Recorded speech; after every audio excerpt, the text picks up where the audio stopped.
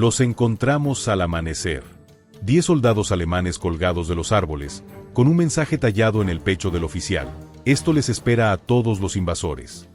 No había rastros, ni huellas, como si los hubiera matado el propio bosque. Los hombres están aterrorizados, se niegan a patrullar de noche. Algunos juran oír susurros entre los árboles. Necesitamos refuerzos urgentemente. Informe del capitán Klaus Weber, Wehrmacht, Sector Este, 1942. Los bosques de Europa del Este guardan muchos secretos. Durante la Segunda Guerra Mundial, estos antiguos bosques se convirtieron en el escenario de una guerra invisible, donde grupos de guerrilleros locales, granjeros, maestros, cazadores y leñadores, se transformaron en letales combatientes que utilizaron su conocimiento del terreno para sembrar el terror entre las fuerzas nazis. No eran soldados convencionales. No tenían tanques, aviones ni artillería pesada. Lo que tenían era algo quizás más valioso, un conocimiento íntimo de cada sendero, cada cueva, cada pantano traicionero de bosques que habían conocido toda su vida. Y utilizaron este conocimiento para convertirse en fantasmas, apareciendo de la nada para atacar y desapareciendo nuevamente en la espesura antes de que el enemigo pudiera responder. Esta es la historia de esos fantasmas de los bosques, los partisanos, los resistentes, los guerrilleros, que, armados con poco más que determinación feroz y un profundo conocimiento del terreno, infligieron daños desproporcionados a una de las máquinas de guerra más poderosas jamás creadas. Nuestra historia comienza en los densos bosques de Bielorrusia, en el verano de 1941. La Operación Barbarroja, la invasión nazi de la Unión Soviética, estaba en pleno apogeo. Las fuerzas alemanas avanzaban rápidamente hacia el este, dejando destrucción y muerte a su paso. En el pequeño pueblo de Naliboki, Mikhail Kudrytsky, un maestro de escuela de 32 años, observaba con horror cómo los soldados alemanes reunían a los hombres del pueblo en la plaza central. Los alemanes buscaban comunistas, judíos y posibles resistentes. Mikhail no era un soldado. Nunca había disparado un arma con intención de matar. Pero cuando vio a sus vecinos y amigos siendo separados para ejecución, algo cambió dentro de él. Esa noche, mientras los alemanes celebraban su fácil conquista, Mikhail escapó hacia el bosque con nada más que un viejo rifle de caza, un cuchillo y un profundo deseo de venganza. Pensé que me escondería unos días y luego intentaría llegar a las líneas soviéticas, escribiría años después en sus memorias. No tenía idea de que el bosque sería mi hogar durante los próximos 3 años, ni que un maestro rural se convertiría en comandante de cientos de combatientes. Los primeros días en el bosque fueron solitarios y aterradores. Mikhail utilizó las habilidades que había aprendido de su padre, como moverse silenciosamente, como encontrar agua y comida, como orientarse sin brújula. Dormía en cuevas naturales o en refugios improvisados, siempre moviéndose para evitar ser detectado. No estaba solo por mucho tiempo. Pronto encontró a otros fugitivos. Stepan, un leñador cuya familia había sido asesinada. Natalia, una joven judía que había escapado de una ejecución masiva. Oleg, un soldado soviético separado de su unidad. Poco a poco, el grupo creció. Cada uno traía habilidades diferentes. Conocimiento de plantas medicinales, experticia en reparación de armas, experiencia en combate. Lo que comenzó como un intento desesperado de supervivencia pronto tomó un propósito más definido. No solo estarían escondidos en el bosque esperando la liberación, llevarían la lucha al enemigo, aprovechando su conocimiento del terreno para golpear donde y cuando menos lo esperaran. Su primera acción fue modesta pero simbólica. Utilizando información de contactos en pueblos cercanos, emboscaron un pequeño vehículo alemán que transportaba correo militar. La operación fue sorprendentemente fácil. Bloquearon el camino con un árbol caído, y cuando el vehículo se detuvo, emergieron de los arbustos con armas en mano. Los 2 soldados alemanes, sorprendidos, se rindieron sin disparar un tiro. Temblaba tanto que temía que mi rifle se disparara accidentalmente, recordaría Mikhail. Pero los alemanes estaban más asustados que yo. Uno de ellos lloraba, mostrándome fotos de su familia, suplicando por su vida. Esta primera emboscada les proporcionó 2 rifles, una pistola, municiones y algo igualmente valioso, documentos militares. A través de Natalia, que hablaba alemán, pudieron descifrar información sobre movimientos de tropas y planes logísticos.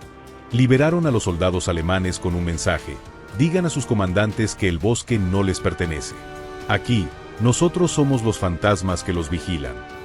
Esta primera acción estableció un patrón que repetirían y perfeccionarían en los meses siguientes.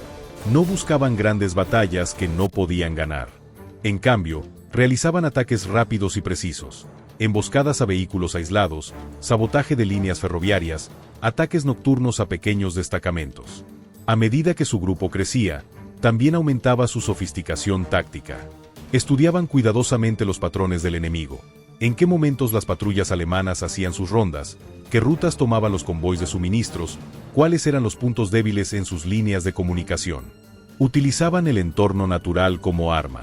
Conocían los pantanos donde los vehículos pesados alemanes se atascaban, los senderos estrechos donde no podían maniobrar fácilmente, los claros donde eran vulnerables a francotiradores escondidos en los árboles.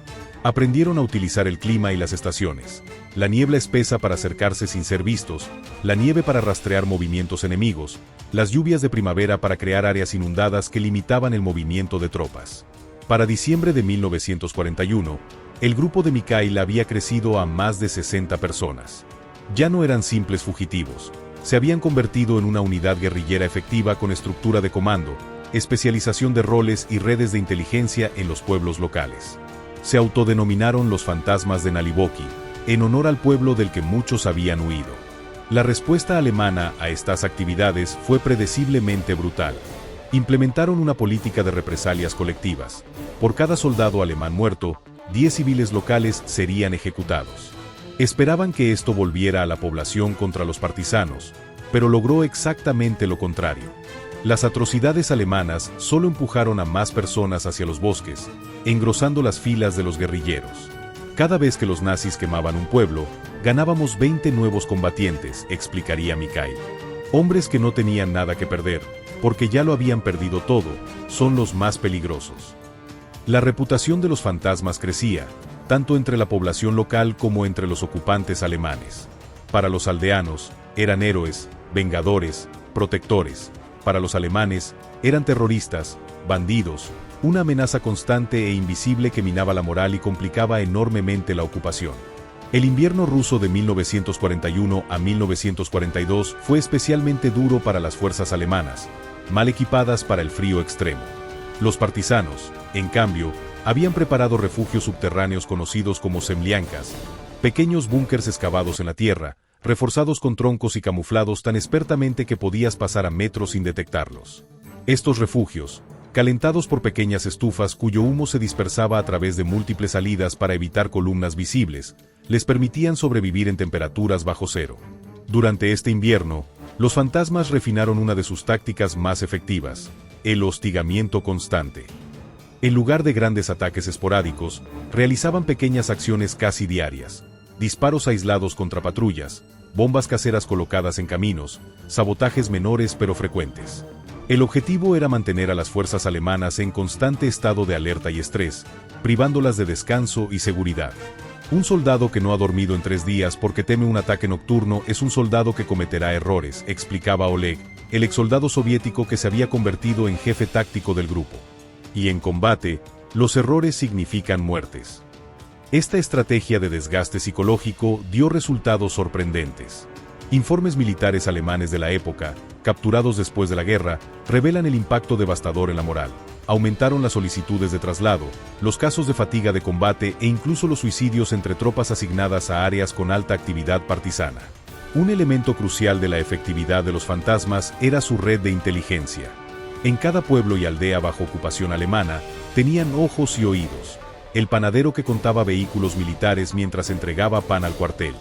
La mujer de limpieza que memorizaba fragmentos de conversaciones.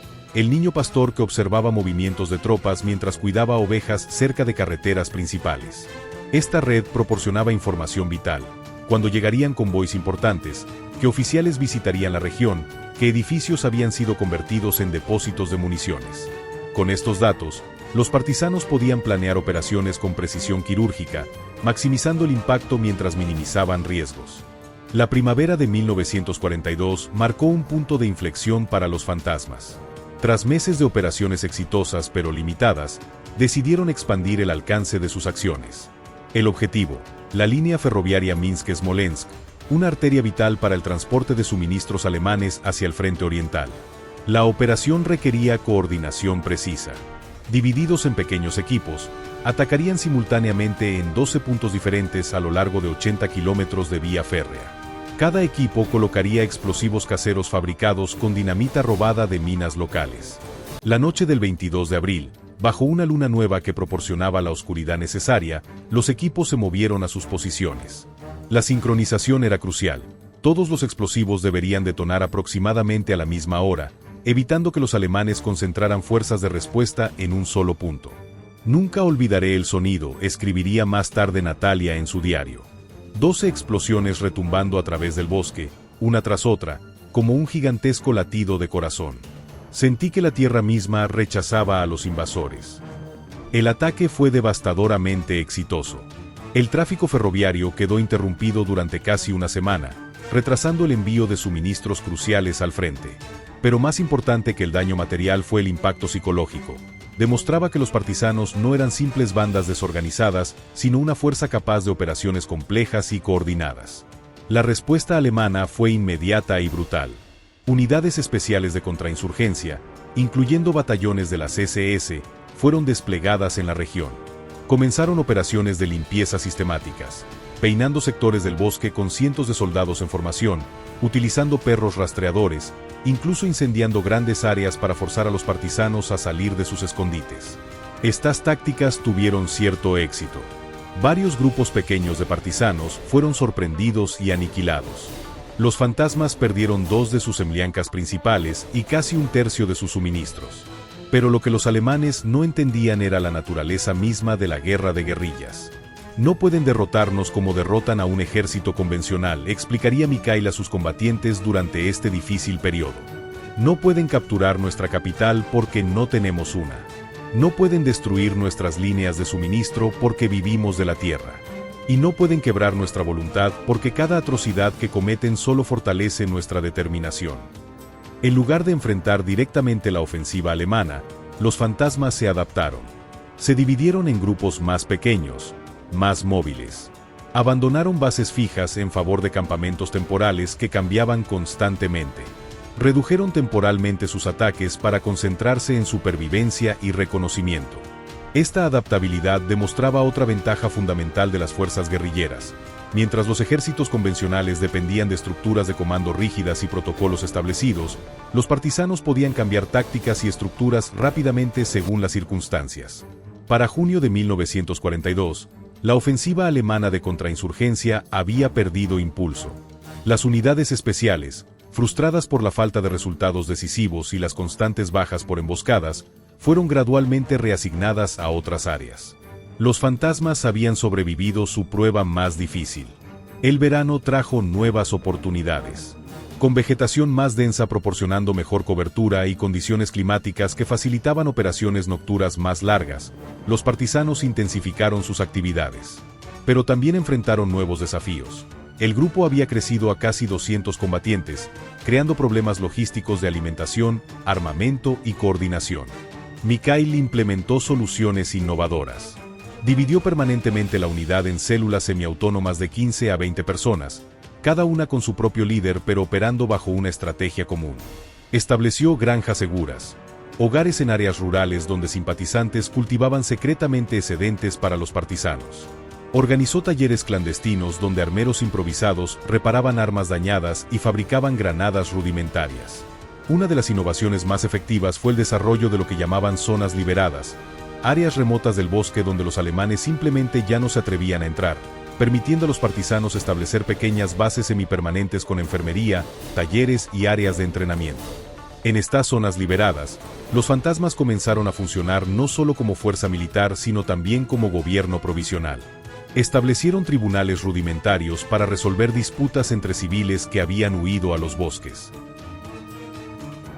Organizaron escuelas improvisadas para niños refugiados. Incluso publicaban un pequeño periódico manuscrito con noticias del frente y relatos de éxitos partisanos, crucial para mantener la moral. Nos dimos cuenta de que no bastaba con luchar contra algo, reflexionaría Mikhail años después.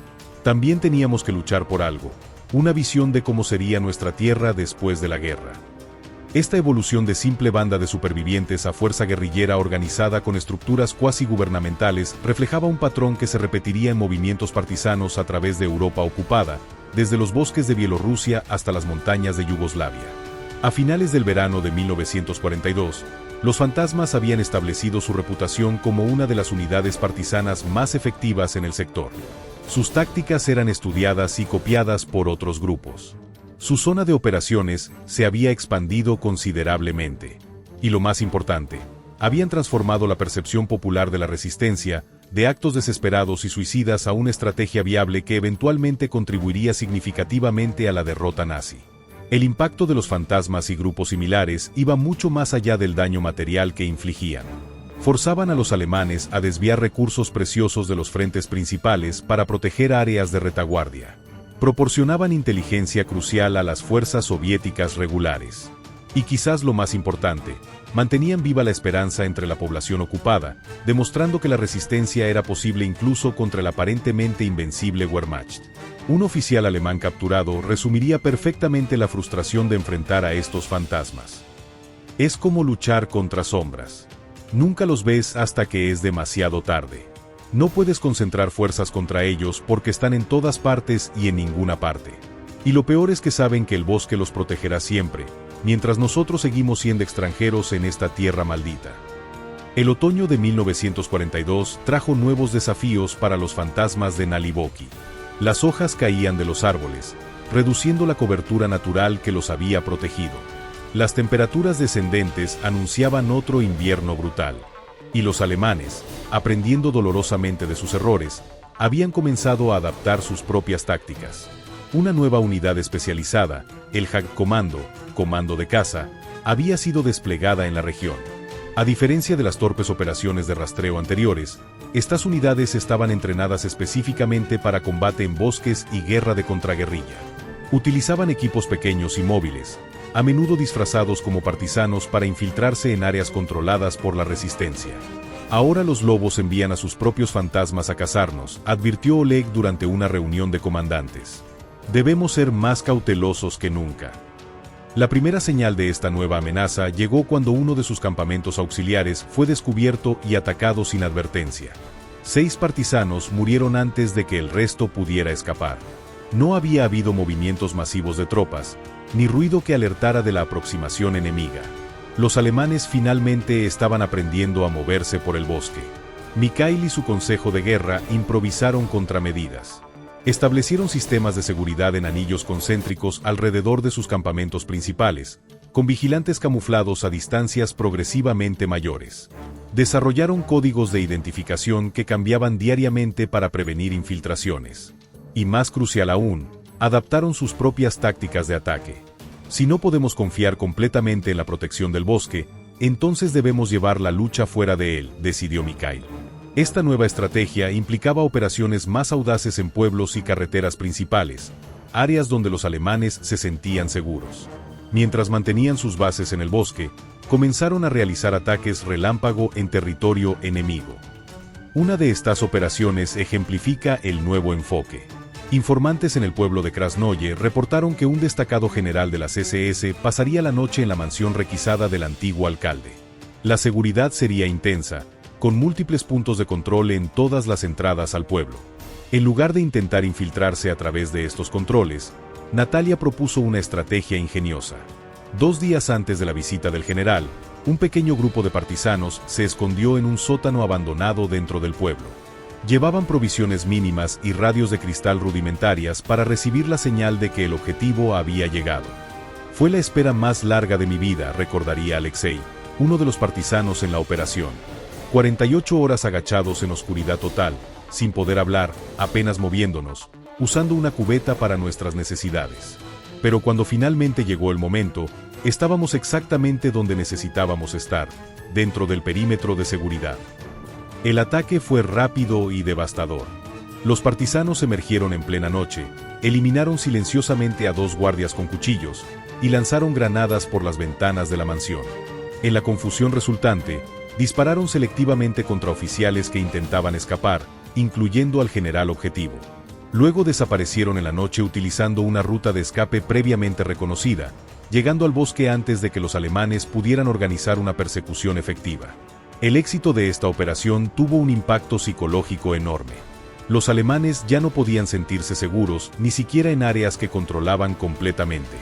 La paranoia se extendió, con oficiales exigiendo seguridad reforzada y sospechando de colaboradores locales.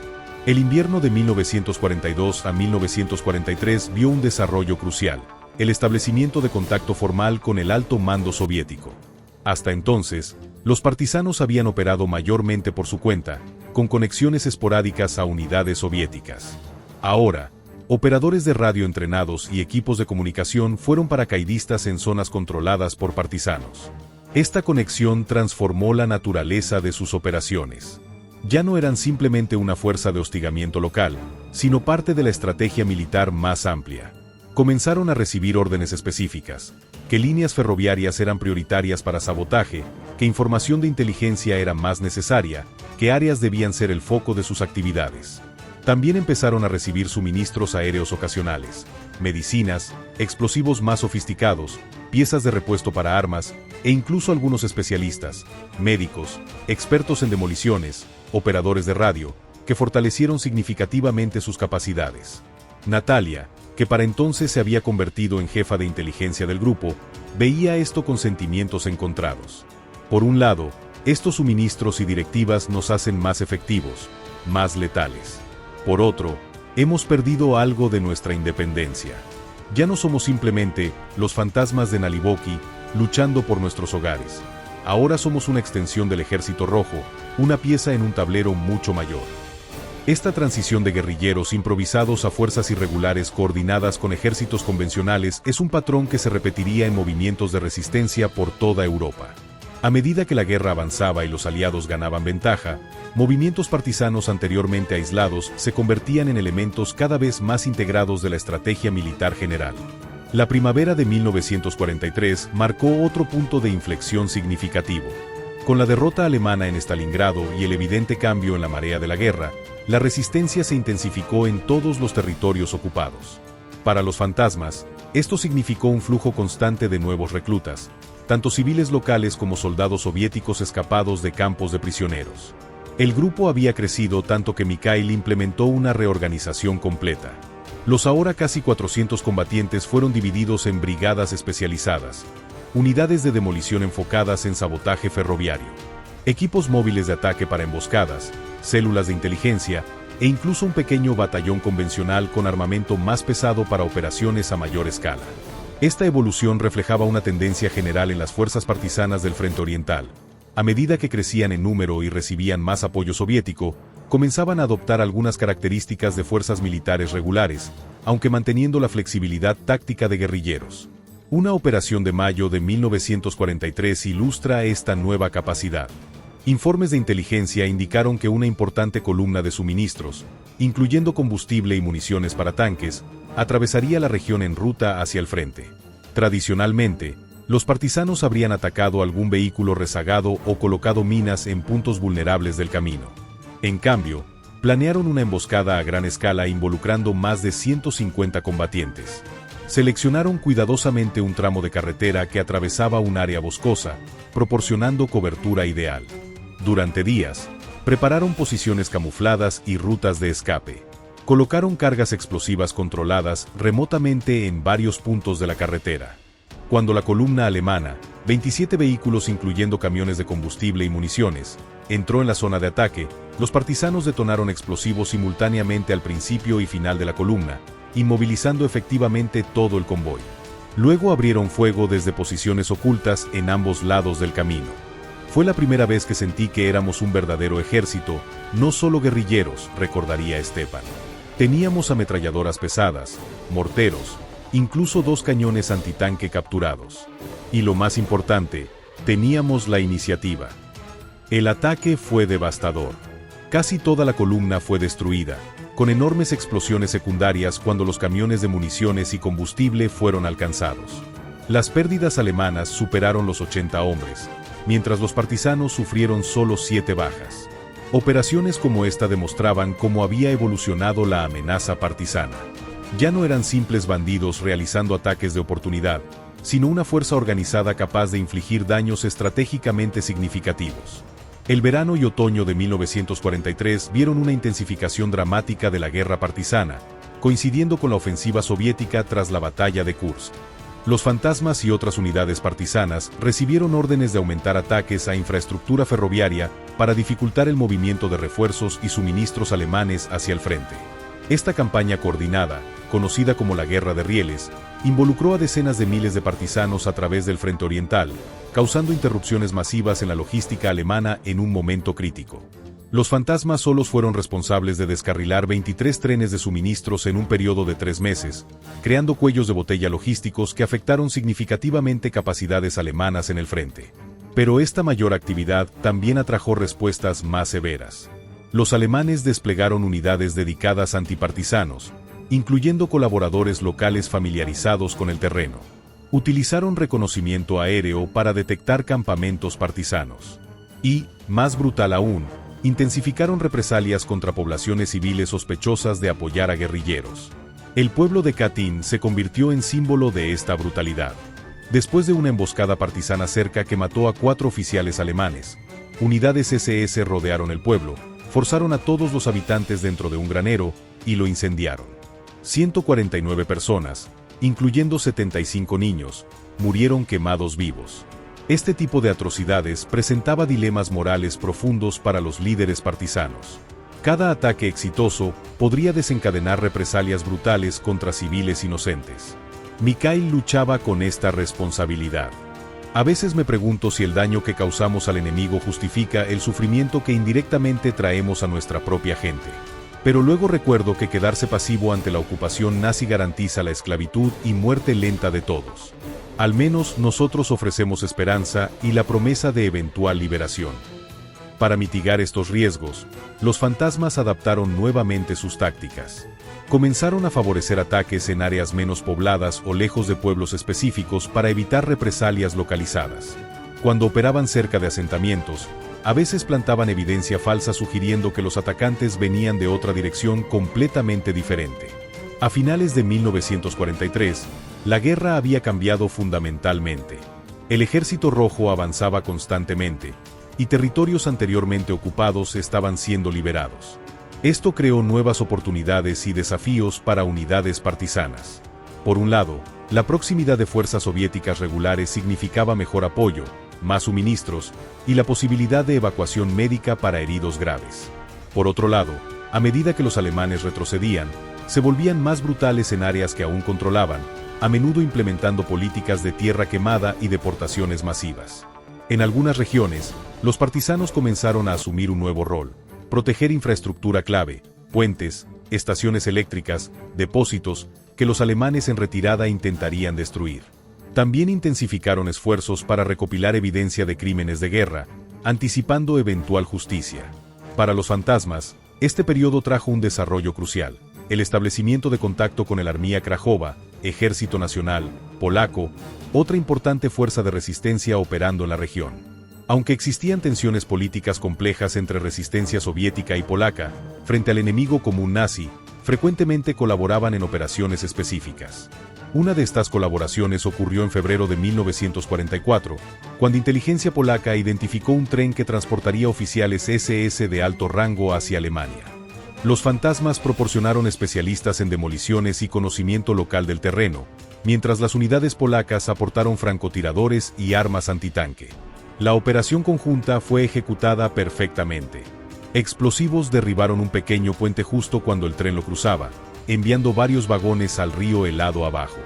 Francotiradores polacos eliminaron sistemáticamente oficiales alemanes que intentaban escapar, mientras equipos de asalto de los fantasmas neutralizaban escoltas armados. Fue una de nuestras operaciones más satisfactorias, escribiría Natalia. No solo por el éxito táctico, sino porque demostró que pese a diferencias políticas e históricas, podíamos unir fuerzas contra la tiranía nazi. A medida que la primavera de 1944 avanzaba, la situación cambió dramáticamente. El Ejército Rojo había lanzado su ofensiva masiva Operación Bagration, destinada a expulsar definitivamente a los alemanes de territorio soviético. Para los fantasmas y otras unidades partisanas, esto significaba una transformación fundamental en su papel. Ya no operaban profundamente tras líneas enemigas estables, sino en un frente fluido donde la distinción entre retaguardia y línea del frente se desdibujaba constantemente. Recibieron nuevas directivas del alto mando soviético: coordinarse directamente con unidades regulares avanzando, proporcionar inteligencia en tiempo real sobre posiciones alemanas y causar máxima disrupción a las rutas de retirada nazis. Ahora somos los batidores de la tormenta que se acerca, explicó Mikhail a sus comandantes.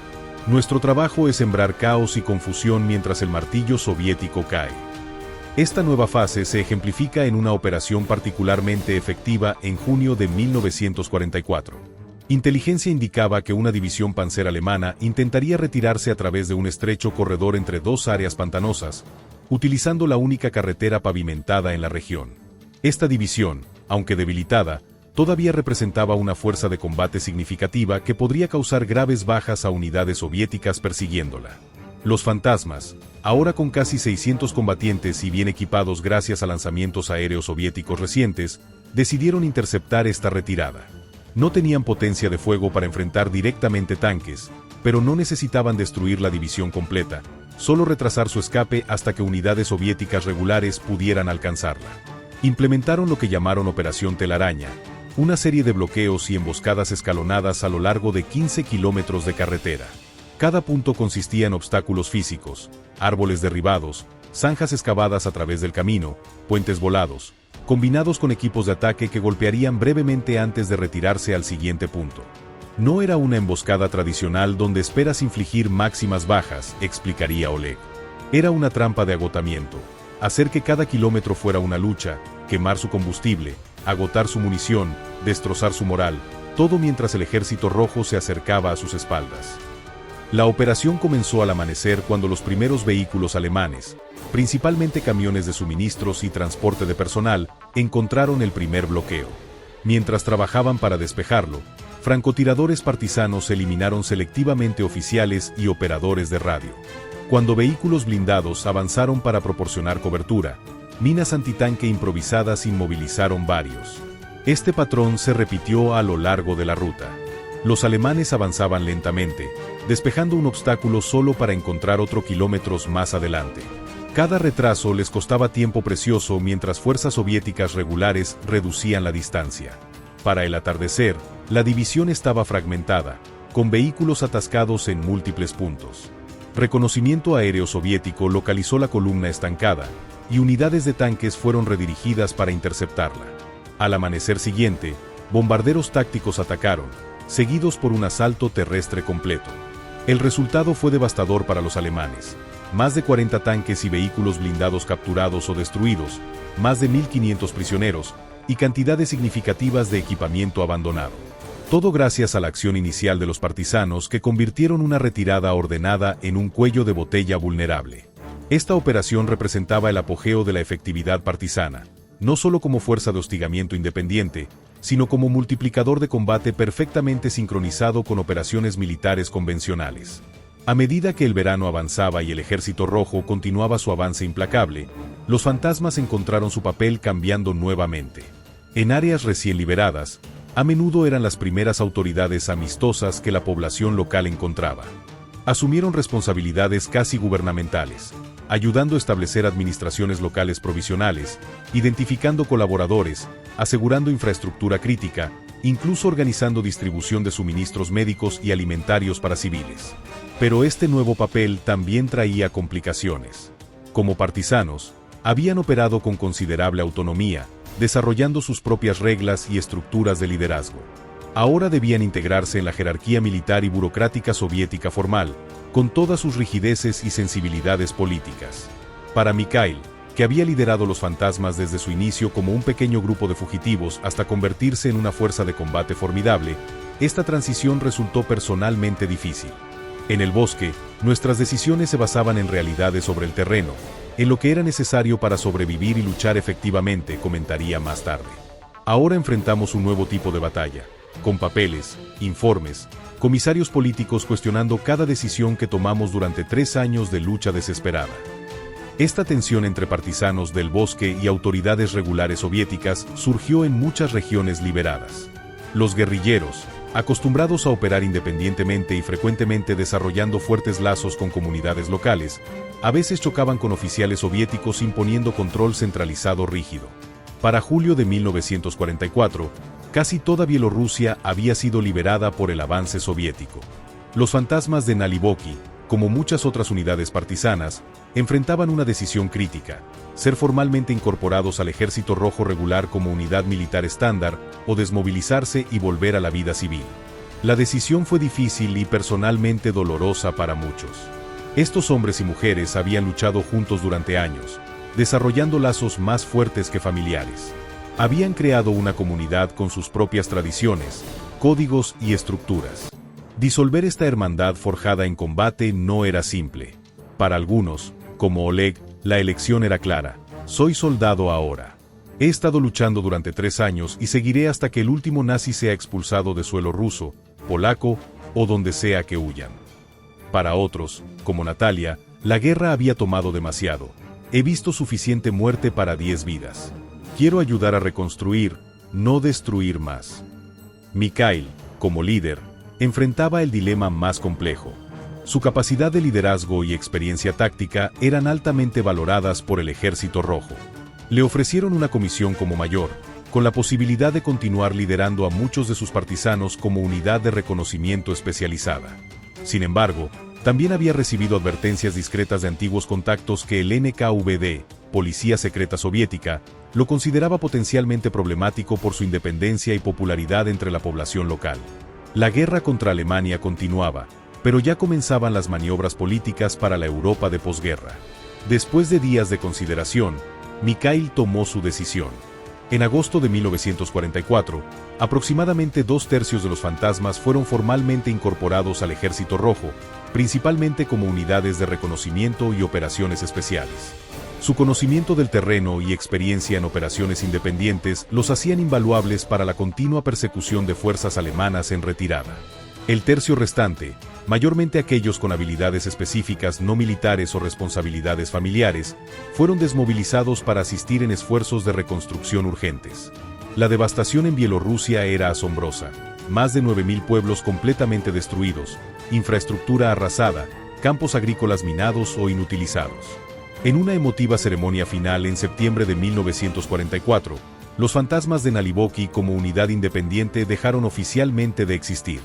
Mikhail, que había decidido aceptar la comisión militar, dirigió palabras finales a aquellos que habían luchado junto a él.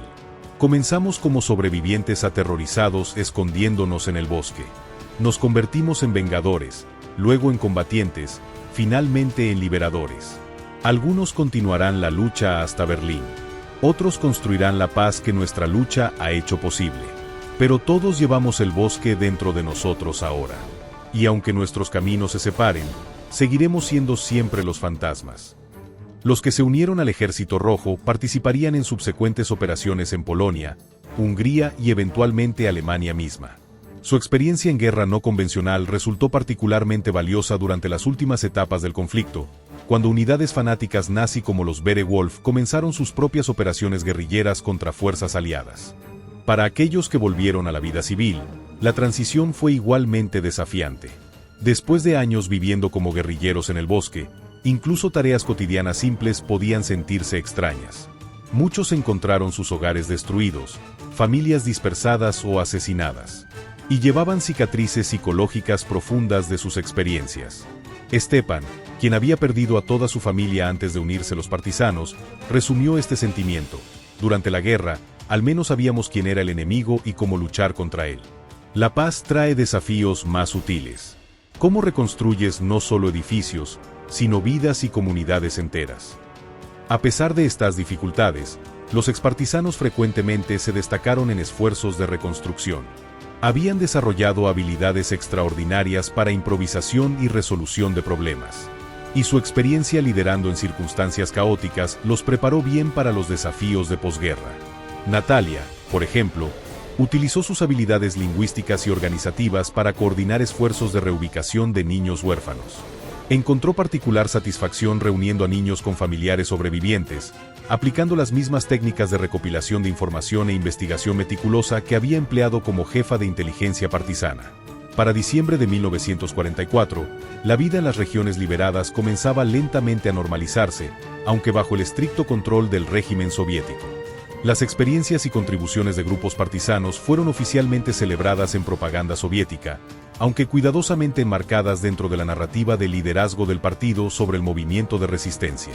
La realidad, como sabían quienes habían vivido en los bosques, era más compleja. Los partisanos habían incluido comunistas devotos, nacionalistas, simples patriotas y personas puramente motivadas por venganza personal. Habían desarrollado sus propias estructuras de liderazgo, a veces en tensión con directivas oficiales. Habían tomado decisiones difíciles basadas en realidades inmediatas más que ideología.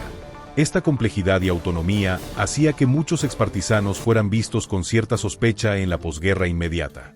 Como expresaría Mikhail en una carta privada, nos entrenamos para pensar por nosotros mismos, para sobrevivir mediante ingenio y adaptación. Estas no son cualidades que sistemas autoritarios valoren en tiempos de paz. A medida que 1944 terminaba y 1945 comenzaba, con la victoria aliada cada vez más cercana, los exmiembros de los fantasmas seguían caminos divergentes. Algunos continuaron servicio militar, eventualmente haciendo carreras en el ejército soviético. Otros volvieron a profesiones previas a la guerra o comenzaron nuevas. Algunos emigraron cuando fue posible, buscando escapar de recuerdos traumáticos o del control político cada vez más estricto. Pero todos compartían la experiencia transformadora de haber sido fantasmas del bosque, ordinarios hombres y mujeres que, enfrentados a circunstancias extraordinarias, encontraron dentro de sí mismos recursos de coraje, ingenio y determinación que nunca habían imaginado poseer. La historia de los fantasmas de Naliboki representa solo un capítulo en la extensa saga de movimientos partisanos que operaron durante la Segunda Guerra Mundial. A través de Europa ocupada, desde los densos bosques de Rusia hasta las montañas de Yugoslavia y las áreas rurales de Francia e Italia, grupos de resistencia utilizaron tácticas similares adaptadas a sus propios terrenos y circunstancias. Lo que hace particularmente notable el fenómeno partisano del Frente Oriental fue su escala masiva. Hacia 1943 a 1944, se estima que más de 250.000 partisanos operaban solo en territorios soviéticos ocupados. Estos ejércitos invisibles representaban una amenaza estratégica significativa para las fuerzas alemanas que no podía ignorarse. El impacto de estas fuerzas guerrilleras puede medirse de varias maneras.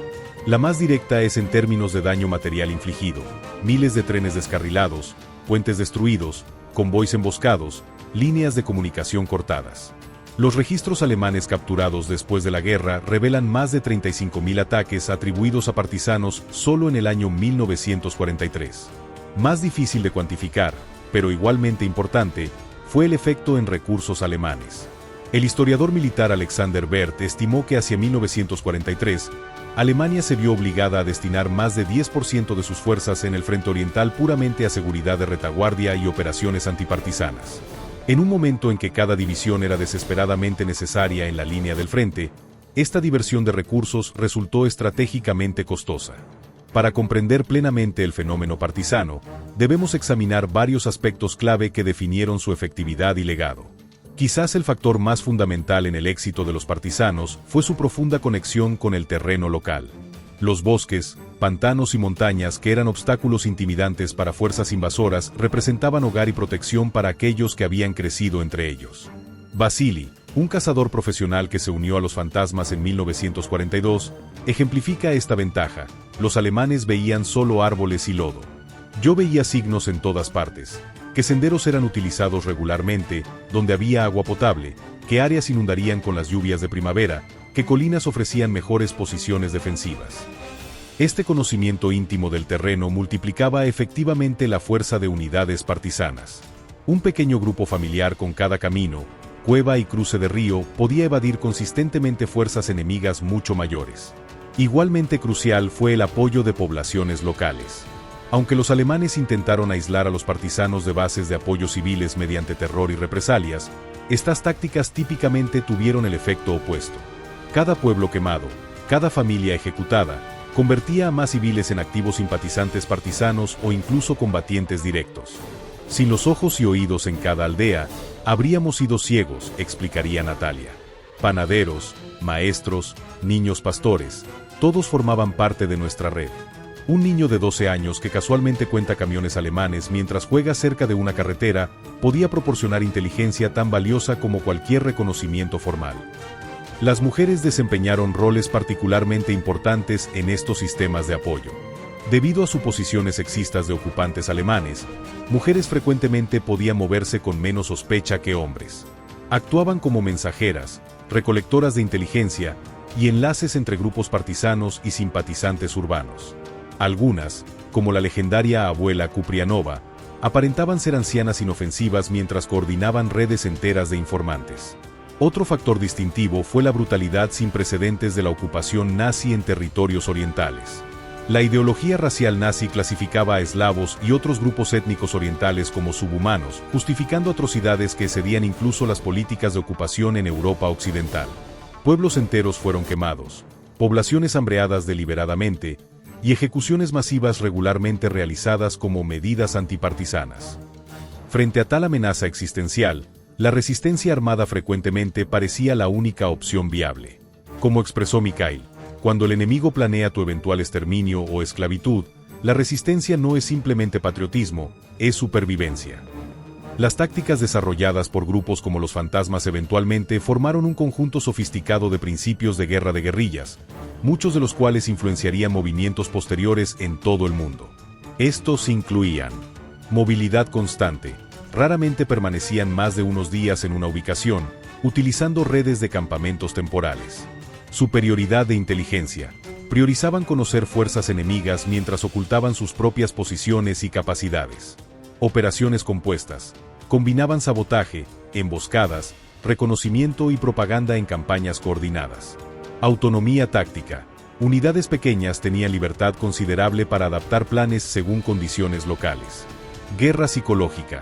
Cultivaban deliberadamente una reputación misteriosa, dejando mensajes amenazantes y creando impresión de omnipresencia. Control de tempo. Atacaban selectivamente cuando tenían ventaja, evitando completamente enfrentamientos desfavorables. La adaptabilidad fue quizás su característica más definitoria. A diferencia de ejércitos convencionales con doctrinas y equipamiento estandarizados, los partisanos evolucionaban constantemente en respuesta a contramedidas enemigas. Nunca peleábamos la misma batalla dos veces, explicaba Oleg. Si los alemanes adaptaban sus patrullas para protegerse contra emboscadas en carreteras, cambiábamos a sabotaje ferroviario. Si aumentaban seguridad en instalaciones, atacábamos líneas de suministro. Siempre buscábamos el punto de menor resistencia. Esta flexibilidad también se extendía a estructura organizativa. Los fantasmas comenzaron como un pequeño grupo centralizado liderado directamente por Mikhail. A medida que crecieron, evolucionaron hacia células semiautónomas, luego brigadas especializadas, y finalmente una estructura híbrida que combinaba elementos de ejército convencional y redes guerrilleras. La tecnología jugó roles sorprendentemente importantes en guerra partisana. Aunque carecían de armamento pesado, los partisanos eran innovadores en usar materiales disponibles. Creaban minas improvisadas utilizando proyectiles de artillería sin detonar. Modificaban armas capturadas para necesidades específicas. Desarrollaban métodos para inutilizar locomotoras con daños mínimos que luego pudieran repararse cuando el territorio fuera liberado. Los fantasmas eventualmente desarrollaron su propia unidad técnica dedicada a mantener, reparar y operar equipos de comunicación, usando piezas salvadas de aviones derribados y vehículos destruidos. Igualmente importante fue la evolución de contramedidas alemanas. Inicialmente, fuerzas de ocupación respondieron a actividades partisanas con represalias masivas contra poblaciones civiles cercanas, operando bajo la teoría de que terror suficiente obligaría a locales a rechazar guerrilleros. Cuando estas tácticas brutales generalmente aumentaban apoyo a partisanos, los alemanes intentaron enfoques más sofisticados. Formaron unidades antipartisanas especializadas, frecuentemente empleando colaboradores locales familiarizados con terreno. Desarrollaron técnicas de inteligencia para infiltrar redes partisanas. Establecieron posiciones fortificadas para controlar rutas de transporte clave. Particularmente efectivas fueron unidades como el Dirlewanger Brigade, una fuerza punitiva compuesta mayormente de criminales convictos liderados por el infame Oskar Dirlewanger. Estas unidades combinaban brutalidad extrema con tácticas irregulares adoptadas de los propios partisanos, operando en pequeños grupos y utilizando terreno como cobertura. Los lobos habían aprendido algunos trucos de los fantasmas, observaría Mikhail después de enfrentamientos con estas unidades. Ya no podíamos confiar únicamente en que su arrogancia y torpes tácticas convencionales nos darían ventaja. A medida que la guerra avanzaba, tanto partisanos como contrapartisanos desarrollaron capacidades cada vez más sofisticadas, resultando lo que algunos historiadores han llamado la guerra dentro de la guerra, un conflicto paralelo con sus propias reglas, tácticas y dinámicas. Para 1944, el movimiento partisano en el frente oriental había evolucionado significativamente desde sus orígenes como bandas improvisadas de supervivientes. Coordinación y comunicación había mejorado enormemente, con el Estado Mayor Soviético Central Partisano dirigiendo operaciones estratégicas más amplias. Suministros aéreos proporcionaban explosivos manufacturados, armas automáticas, radios y asesoramiento técnico. Oficiales de enlace paracaidistas establecían conexiones entre unidades anteriormente aisladas. Los partisanos se volvían cada vez más efectivos no solo como fuerza de hostigamiento, sino como complemento integrado con operaciones militares convencionales. Durante la Operación Bagration, la gran ofensiva soviética de verano 1944, partisanos ejecutaron la impresionante Concierto Ferroviario, un ataque coordinado simultáneo contra virtualmente toda infraestructura ferroviaria en Bielorrusia ocupada. En una sola noche, fueron destruidos más de 40.000 rieles, paralizando capacidad alemana para mover tropas y suministros justo cuando más desesperadamente los necesitaban. El historiador David Glantz describió este periodo como el matrimonio perfecto entre guerra convencional y no convencional, partisanos disruptando sistemáticamente logística enemiga mientras identificaban debilidades para fuerzas convencionales, multiplicando efectivamente potencia de combate soviética. El legado humano de la guerra partisana es imposible de separar de la inmensa traición personal que conllevaba. Para personas como miembros de los fantasmas, el conflicto significaba no solo luchar contra un ocupante, sino completa transformación de sus identidades y vidas. Stepan el leñador se convirtió en experto demoledor de puentes. Natalia, que había soñado con ser traductora literaria, se encontró interrogando prisioneros y decodificando mensajes enemigos. Mikhail pasó de enseñar matemáticas a niños a ordenar ejecuciones de colaboradores confirmados. La guerra te cambia de maneras que nunca anticipas, reflexionaría Natalia años después. Descubres capacidades dentro de ti, tanto para actos terribles como para extraordinario coraje, que nunca sabrías existían en tiempos de paz. Esta transformación tenía costos psicológicos profundos. Muchos partisanos desarrollaron lo que hoy reconoceríamos como trastorno de estrés postraumático. Vivir bajo amenaza constante, realizar y presenciar actos de violencia extrema, y mantener vigilancia perpetua dejaba cicatrices mentales duraderas. Para algunos, la brutalidad de guerra irregular se volvió especialmente corrosiva para bienestar psicológico. A diferencia de soldados convencionales que típicamente enfrentaban enemigos anónimos a distancia, partisanos frecuentemente luchaban en proximidad cercana, a veces contra personas que habían sido vecinos. El primer hombre que maté, lo hice con cuchillo, en silencio, desde atrás, confesaría Alexei a un camarada. Sentí su último aliento. Vi sus ojos mientras moría. No era un uniforme distante, era un hombre real bajo mis manos. Esos momentos te persiguen. Quizás igualmente desafiante fue la transición de vuelta a vida civil para aquellos que sobrevivieron. Después de años viviendo por códigos y reglas del bosque, readaptarse a normas sociales convencionales resultaba desconcertante. Habilidades vitales como movimiento silencioso, reconocimiento constante de entorno y desconfianza hacia extraños, cruciales para supervivencia como partisano, se volvían obstáculos para funcionamiento social normal. Un médico que trató a expartisanos en posguerra observó: habían aprendido a vivir como depredadores y presas simultáneamente. Desactivar esos instintos no ocurre simplemente porque la guerra termina oficialmente. Para algunos, como Mikhail, la vuelta a vida previa a la guerra simplemente no era posible. Demasiado había cambiado, tanto en el mundo como dentro de ellos. Continuó servicio militar, eventualmente alcanzando rango de coronel y sirviendo como instructor en tácticas especiales e inteligencia militar. Otros, como Natalia, encontraron caminos para utilizar sus habilidades desarrolladas durante guerra en contextos constructivos. Después de completar estudios, trabajó como enlace para esfuerzos internacionales de reconstrucción, donde su dominio de idiomas, adaptabilidad y capacidad para navegar burocracia compleja probaron ser inestimables. Stepan encontró cierta paz retornando a trabajo con madera, aunque ya no como leñador sino como carpintero especializado en reconstrucción. Destruí suficientes estructuras durante la guerra, explicaría. Ahora prefiero construir. La mayoría de expartisanos mantuvieron lazos fuertes con camaradas, formando asociaciones informales que proporcionaban apoyo crucial para adaptación posguerra. Estos vínculos frecuentemente trascendían barreras de clase, educación y origen que habrían impedido tales conexiones en tiempos normales. Quien no vivió en los bosques nunca puede realmente entender, explicaba Mikhail durante una reunión de veteranos partisanos. Compartimos algo que nos separa de otros, pero nos une para siempre entre nosotros. Las generaciones posteriores lucharían por comprender plenamente experiencias de estos combatientes irregulares. Representaciones oficiales soviéticas de partisanos como héroes revolucionarios ideológicamente motivados ignoraban las realidades más complejas y frecuentemente contradictorias de sus vidas. Las memorias y diarios de partisanos reales revelan motivaciones más personales e inmediatas: proteger familias, vengar seres queridos perdidos y simplemente sobrevivir. La ideología raramente figuraba prominentemente en decisiones cotidianas dentro del bosque. Como reflexionaría Natalia, los grandes ideales pueden llevarte al bosque, pero son vínculos humanos concretos, lealtad a amigos concretos, no abstracciones, lo que te mantiene luchando cuando todo parece desesperado.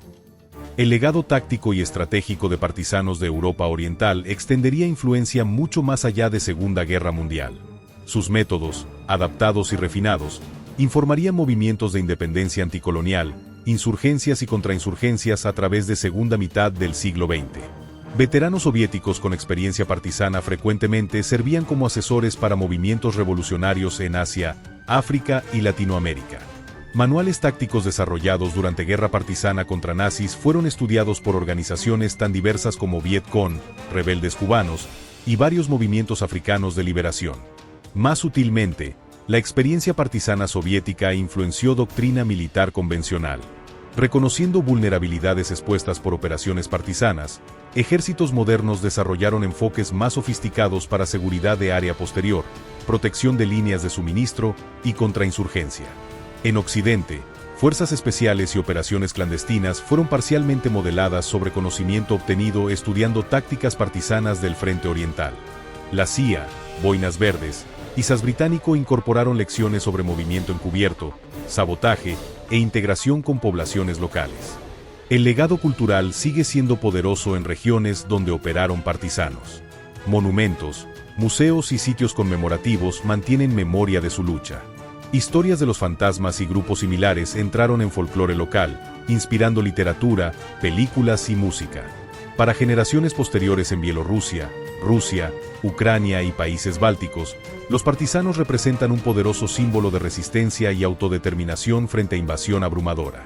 Sus historias retienen resonancia emocional particularmente fuerte en momentos de crisis nacional o amenaza externa. Como expresaría un nieto de Mikhail décadas después, la lección de los partisanos no es simplemente sobre tácticas o estrategia militar. Es el recordatorio de que incluso frente al poder aparentemente invencible, siempre existe posibilidad de resistencia. El bosque siempre ofrece refugio a quienes conocen sus secretos. Más allá de estas dimensiones históricas y culturales, la saga de guerrilleros como los fantasmas nos ofrece perspectivas sobre naturaleza humana misma. En circunstancias extremas, personas comunes, maestros, leñadores, estudiantes, granjeros, descubrieron capacidades extraordinarias dentro de sí mismos. Transformaron desventajas en ventajas, utilizando conocimiento local y adaptabilidad para enfrentar máquina militar más tecnológicamente avanzada de su era. Improvisaron soluciones con recursos limitados. Desarrollaron sistemas sociales y organizativos complejos bajo presión constante.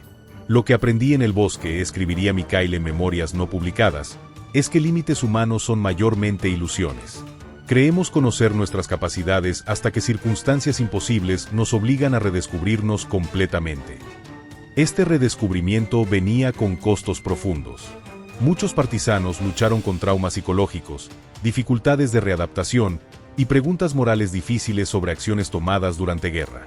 La línea entre resistencia necesaria y ciclo de venganza frecuentemente se desdibujaba en el calor de conflicto. Decisiones tomadas para sobrevivir podían dejar cicatrices éticas permanentes. La guerra nos dio permiso para hacer cosas impensables en tiempos normales, reflexionaría Natalia en sus últimos años. La verdadera batalla comienza cuando la paz regresa y debes reconciliar esas acciones con la persona que quieres ser después. Para comprender plenamente el impacto y significado del movimiento partisano en el frente oriental, debemos examinar algunas de las otras notables unidades que operaron en regiones diferentes, cada una adaptando principios guerrilleros básicos a sus circunstancias únicas. En los bosques de Bryansk, Uncle Dyatlov, nombre real, Dmitry Medvedev, lideró un grupo de élite paracaidista partisano que incluía al legendario agente de inteligencia Nikolai Kuznetsov. Disfrazado como oficial alemán, Kuznetsov infiltró círculos administrativos nazis, asesinando a varios oficiales de alto rango y recopilando inteligencia crítica sobre planes alemanes. En Crimea, los partisanos operaban en condiciones extremadamente difíciles, terreno montañoso con cobertura limitada y población local dividida en lealtades. Dependían de elaboradas redes de cuevas como bases y desarrollaron habilidades excepcionales en guerra de montaña. En los estados bálticos, la situación era aún más compleja. Aquí, unidades partisanas prosoviéticas frecuentemente competían con resistencias nacionalistas locales que luchaban tanto contra ocupación alemana como contra eventual reabsorción soviética. Este segundo frente entre movimientos de resistencia rivales añadía otra dimensión al ya complejo panorama. Lo que unía a estos diversos grupos era su fundamental dependencia de conocimiento local, apoyo popular y adaptabilidad táctica. Las fuerzas de ocupación, sin importar su potencia de fuego o disciplina, siempre operaban en desventaja cuando enfrentaban defensores que veían el terreno no como obstáculo sino como aliado. Hacia 1945, a medida que la guerra terminaba en Europa, había comenzado un proceso de mitificación y, en algunos casos, sanitización de la experiencia partisana. La narrativa oficial soviética celebraba a partisanos como perfectos revolucionarios ideológicos, operando bajo dirección unificada del partido. La realidad, como sabían quienes vivieron en los bosques, era mucho más compleja y matizada. Los partisanos incluían comunistas devotos junto a nacionalistas, monárquicos, simples patriotas y personas motivadas puramente por supervivencia o venganza. Existían tensiones entre unidades, competencia por recursos, conflictos con poblaciones locales y casos de comportamiento cuestionable hacia civiles. Esta complejidad sería gradualmente reconocida en análisis históricos posteriores, particularmente después de la caída de la Unión Soviética, cuando archivos anteriormente cerrados se volvieron accesibles y sobrevivientes sintieron mayor libertad para compartir experiencias sin filtros ideológicos. Para los fantasmas de Naliboki, como para muchos partisanos, el fin de la guerra no trajo conclusión limpia a su historia. De los aproximadamente 600 miembros que el grupo tenía en su apogeo, menos de 300 sobrevivieron hasta 1945. Aquellos que continuaron con el Ejército Rojo sufrieron bajas adicionales en combates finales hacia Berlín. De los sobrevivientes, muchos enfrentaron desafíos significativos en posguerra. Algunos, como Oleg, construyeron carreras militares exitosas. Otros, como Stepan, retornaron a trabajos civiles pero lucharon con trauma de guerra y dificultades de adaptación social. Algunos, como 4 miembros de la unidad de inteligencia de Natalia, eventualmente cayeron bajo sospecha durante purgas posteriores de Stalin por haber tenido contacto excesivo con extranjeros durante operaciones partisanas. Mikhail mismo tuvo trayectoria compleja. Después de servicio militar distinguido que incluyó entrenamiento de fuerzas especiales soviéticas, fue brevemente investigado por el NKVD por manifestaciones de individualismo en 1948. Aunque evitó arresto, fue transferido de posiciones de comando a roles administrativos. Eventualmente se convertiría en respetado instructor en la Academia Militar Frunze, donde su experiencia práctica era altamente valorada incluso mientras sus opiniones políticas eran cuidadosamente monitoreadas.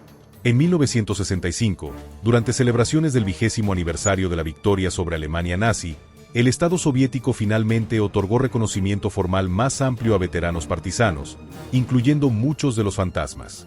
Mikhail recibió la Orden de la Estrella Roja, y varios miembros de la unidad fueron condecorados con medallas por valentía. Esta validación oficial, aunque tardía, proporcionó cierto sentido de cierre para muchos. Como expresaría Natalia, no luchamos por medallas o reconocimiento, pero hay consuelo en saber que nuestros sacrificios y los de nuestros camaradas caídos no han sido olvidados. A medida que las décadas pasaban, las filas de veteranos partisanos inevitablemente disminuían. Aquellos que permanecían frecuentemente se volvían guardianes de memoria colectiva, hablando en escuelas, participando en conmemoraciones y trabajando para asegurar que las lecciones de su lucha, tanto triunfos como tragedias, no se perdieran para futuras generaciones. Mikhail, quien viviría hasta 1993, dedicó sus años de retiro a escribir extensivamente sobre guerra partisana, no como ejercicio de autoglorificación sino como análisis práctico de qué funcionó, qué falló, y cómo podrían aplicarse lecciones a desafíos contemporáneos. La guerra partisana no es romántica, insistiría en presentaciones a oficiales militares jóvenes. Es brutal, aterradora y moralmente compleja, pero enseña lecciones invaluables sobre adaptabilidad, resistencia y el poder de conocimiento local que permanecen relevantes para conflictos modernos. Natalia, quien murió en 1987, encontró propósito diferente en últimos años como defensora de archivos precisos y completos de experiencias partisanas, especialmente roles de mujeres que frecuentemente eran marginalizadas en historias oficiales. Las mujeres no solo cocinaban y vendaban heridas, señalaría en una entrevista de 1980. Éramos francotiradoras, operadoras de radio, jefas de inteligencia, saboteadoras. Arriesgábamos igualmente nuestras vidas, y esa verdad debe preservarse. Stepan, quien vivió hasta 2001 como uno de los últimos sobrevivientes de los fantasmas originales, mantuvo tradición diferente. Cada año, hasta que su salud se lo impidió, regresaba al bosque de Naliboki solo, pasando varios días en lugares donde habían estado campamentos partisanos. Allí realizaba silencioso ritual, recordando camaradas perdidos y batallas pasadas. El bosque recuerda, diría cuando se le preguntaba sobre estas peregrinaciones. Cuando camino por senderos que una vez usamos, puedo casi oír voces de mis amigos, ver sombras moviéndose entre árboles. No son fantasmas que temer sino memorias para honrar. Hoy, 80 años después de que Mikhail Kudryavtsky y sus primeros seguidores buscaran refugio en el bosque, las historias de los fantasmas de Naliboki y miles de unidades partisanas similares permanecen poderoso testimonio de resistencia humana frente a opresión abrumadora. Sus tácticas y estrategias han sido estudiadas por militares, historiadores y teóricos políticos. Sus experiencias han inspirado literatura, cine y arte. Sus sacrificios han sido conmemorados en monumentos, museos y ceremonias. Pero quizás su legado más significativo reside no en análisis estratégicos o monumentos físicos, sino en el recordatorio perdurable de que incluso en los momentos más oscuros, resistencia es posible. Cuando fuerzas convencionales fallan, cuando ejércitos regulares son derrotados, los bosques, montañas y el conocimiento íntimo del terreno siempre ofrecerán refugio a aquellos determinados a no doblegarse ante tiranía. Como reflexionó Mikhail en sus memorias finales. Comenzamos como sombras, temerosos y desesperados. Nos convertimos en fantasmas que sembraban miedo en corazones enemigos. Finalmente emergimos como seres humanos transformados pero intactos, llevando tanto cicatrices como sabiduría de nuestro tiempo entre los árboles. El bosque nos enseñó sus secretos, cómo doblar sin romperse, cómo encontrar fuerza en silencio, cómo perseverar a través de las estaciones más oscuras. Estas lecciones no son simplemente para guerra, sino para la vida misma. Y mientras queden bosques y espíritu humano indomable, siempre habrá esperanza, incluso en la hora más oscura. Los fantasmas de Naliboki pueden haberse desvanecido en la historia, pero el eco de sus pasos silenciosos entre los árboles resuena hasta nuestros días, recordándonos el extraordinario potencial dentro de personas ordinarias cuando son impulsadas a defender su hogar, su libertad y su dignidad humana. La guerra partisana durante la Segunda Guerra Mundial representa un capítulo crucial, pero frecuentemente subestimado en la derrota de las fuerzas del eje. Aunque batallas principales y avances de ejércitos convencionales dominan narrativas históricas populares, fue la constante presión, disrupción y desgaste causados por fantasmas como aquellos de Naliboki lo que erosionó fundamentalmente capacidad alemana para mantener ocupaciones efectivas. Como escribiría un comandante alemán capturado en sus memorias posteriores a la guerra, perdimos el frente oriental no solo por derrotas en grandes batallas, sino por la constante hemorragia causada por partisanos. Cada tren descarrilado, cada convoy emboscado, cada línea de comunicación cortada era una pequeña herida.